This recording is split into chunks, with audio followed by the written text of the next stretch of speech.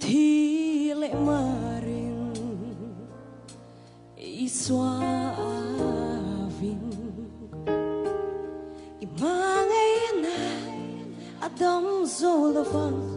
min puiro ting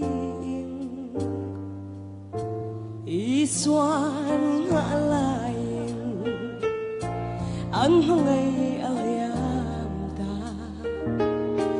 bay say nan ha lâu thanh si lâu ava mặc ngài em Nili lai Liamta thu mani chinh lút sun hemin ang lâu pung kho ruan lu te po iswa lâu khen pin martin lalpa la chu iti dam mga aliam big lo tu Nili Liamta bay say na abo lalpa rei loe kan va she thiam lo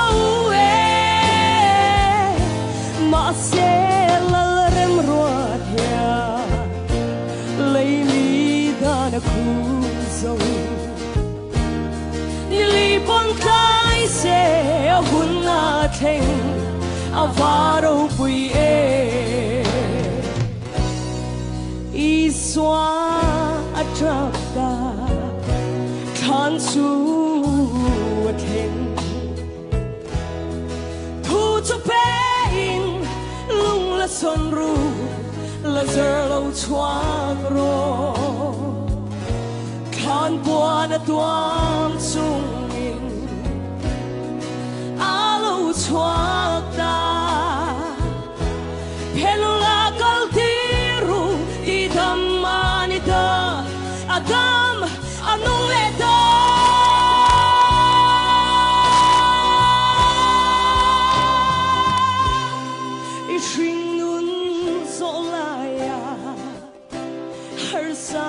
na tokin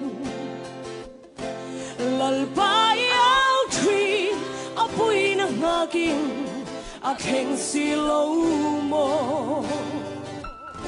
sa pinsan may lola alapangay re alaw keng tuay don ajan puyang che ashereng che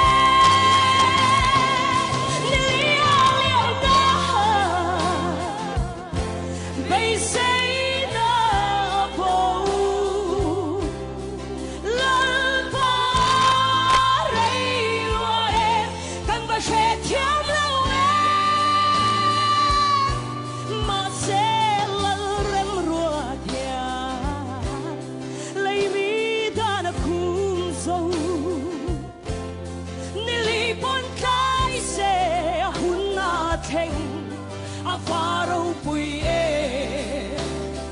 aro pui e kai lang ma se ahuna the hallelujah